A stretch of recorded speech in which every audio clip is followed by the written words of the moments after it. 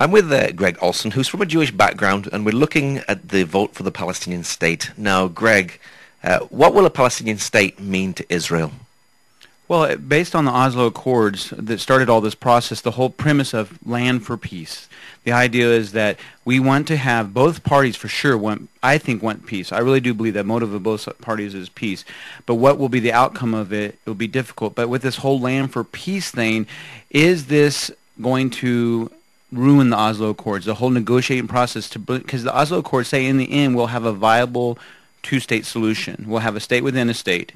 And will this, going around this kind of Oslo process, what will that do to the Oslo process that everyone's been hoping for, working with for the last, well, it's been quite a few years actually. But what will affect it, I'm not sure how it will affect it, but what will happen in the end, I don't know. But I do know for sure that Israel wants security and the Palestinians want their own state. That's really important to them. So with the Palestinians going for a Palestinian state at the UN, is this really skipping the peace process? It is kind of a run, we would say a run around the peace process. And this is the most important thing, Paul, is what will be the effect of this? And you can read and read and read, and some people say it will have no effect. Some people say it's going to cause rioting in the West Bank and in Gaza. And I don't know exactly what the end results are going to be, but no matter what happens, it's going to be complicated because Hamas in Gaza says we're not part of this, we don't want anything to do with this, and they're supposed to be in a unity government right now with Mahmoud Abbas and that whole situation. So here you have a unity government between Gaza and the West Bank, the Palestinian Authority, and now you have one part of that unity government going around and making a direct run to the UN. It will affect the whole process for sure. So how can they really have a Palestinian state if the Fatah party, which is Mahmoud Abbas, is going for the Palestinian state, but Hamas aren't for this? You know, you need everybody together on board of this. So can they really be successful in this? I don't think that it will be successful. I think this is a strategy move by Mahmoud Abbas and his government, the authority, the Palestinian Authority, to try to push the whole process. I think they're trying to bring it up to the whole world agenda, kind of bring it to elevate the whole process, which it's doing. But it's a risky move. But when you have the people in Hamas, again, Hamas says, the Oslo Peace Accord says that eventually the Palestinian people must recognize the Jewish people's right to live here in the land. But Hamas says, we don't recognize that right. So they've never accepted the Oslo Accords. Yasser Arafat, if you go back and read the details of the agreement, Yasser Arafat and the Israelis said, we will accept each other here and live in coexistence. Hamas has never accepted that premise whatsoever. So they're definitely saying, you can go do this, but we're not going to have anything to do with it. It will be a problem. Why are they going for it now? At the moment in America, Barack Obama is saying he doesn't agree with this. Of course, he's got an election coming up and there's the Jewish vote that he needs to get on side. So isn't it a bit stupid to actually go for a Palestinian state now? I think this goes back to a year ago. Obama gave a speech in the United Nations, and he said, I hope. Now, he gave a lot of preconditions in the speech, but he said, I hope in a year's time we'll be standing in this assembly and there will be a sovereign Palestinian state. Now, if you go back and read the whole speech, now a lot of the press is taking that headline, Paul, and they're saying, see, Obama supported it, but if you go back and read the full context, he's saying, if this happens, if this happens, if this happens, if this happens. He does have to worry about the Jewish vote in America is very organized, but his bigger problem is actually not the Jewish vote, it's the evangelical vote and their position in being pro-Israel. That represents millions and millions of, if not tens of millions in America. That's the bigger problem.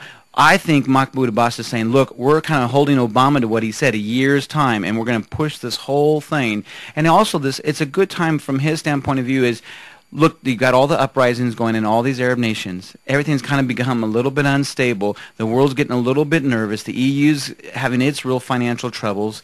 Turkey's going through all kinds of gyrations. I think Mahmoud Abbas is thinking this is the time to push it forward because of all the coverage he'll get from it. I don't think he believes he's actually going to get the state, but he will definitely bring it to a forefront for sure, and we'll see what the ramifications will be. Do you think this is a false hope for the Palestinian people?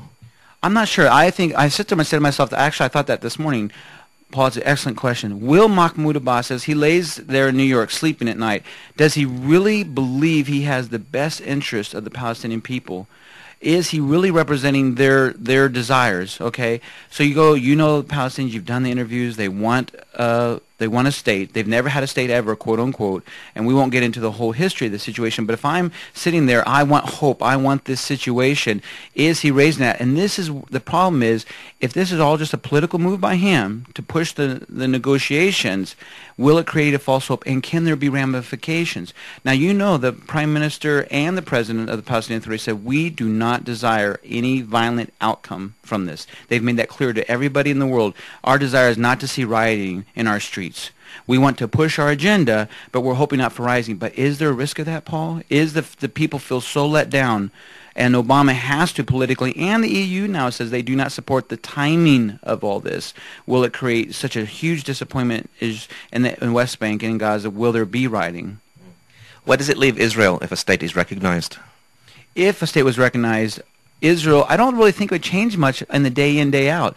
You would still go do your work in the West Bank. You go through the checkpoint. I don't think if there is no rioting, I don't think it'll change very much. It'll be, okay, they've made it a state, da-da-da. What will Israel do? Obviously, there's going to be a lot of diplomatic activity.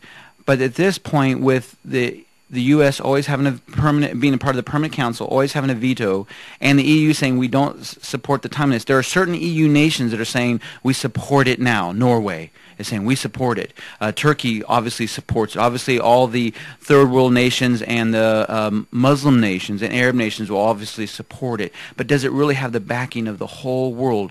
Will the EU? And the other thing is one of the ramifications it will be is if they do this, what will be the ramifications for the Israeli-U.S. relationship? That's why I think Obama has to veto it. Politically, he has to veto it, and there could be a real bad issue because America gives $500 million to the PA directly every year to fund them, and there could be a real issue with that. Now, how do you deal with the refugee crisis? The refugees from 48 want to come back to their land, but that's suicide for Israel. How does Israel deal with this in negotiation?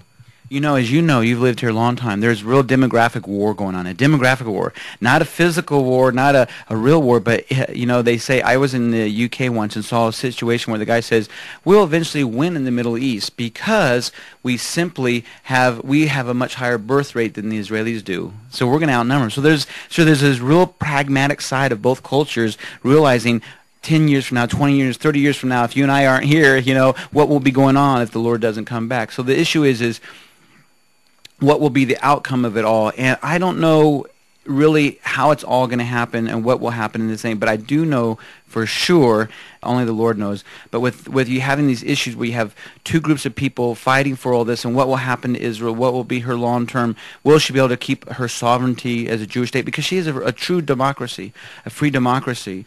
So that's going to be a long-term effect for sure. Do you think it's right to shout out for a Palestinian state? I don't know. I guess it depends on your culture. If I'm a Palestinian and I say I want a Palestinian state, okay, what's wrong with that? And you know what? If you go to Tel Aviv, the liberal side of Israel is saying we want a Palestinian state. We just want security. We just want peace. That's all we want. There are many Israelis that do want just give them their state and let us be in peace. Let us have a border. Let us be two states to go. Now, not bringing in biblical faith or biblical issues from that point of view, but just talking the practical day-in politics of what we're talking about here in this interview. There's people on both sides who would say, just have a state. And then there's people on both sides who say, no, we don't want a state if Israel's involved with it. On the Palestinian side, we would call, I guess, the radical side would say, no way, we want all the land. So there's people on both sides that say, yes, we want a state, and there's also people on both sides that say, there's no way we want a state. Now, do you think a Palestinian state could be a wolf in sheep's clothing? This is one of Israel's major concerns. If you go back to the Oslo Accords, Paul, the Palestinian state that was to be the state within the state was always to be demilitarized. It was never to be a military state, one that could raise its own army or air force. That was all from the very beginning. What Israel agreed to was security.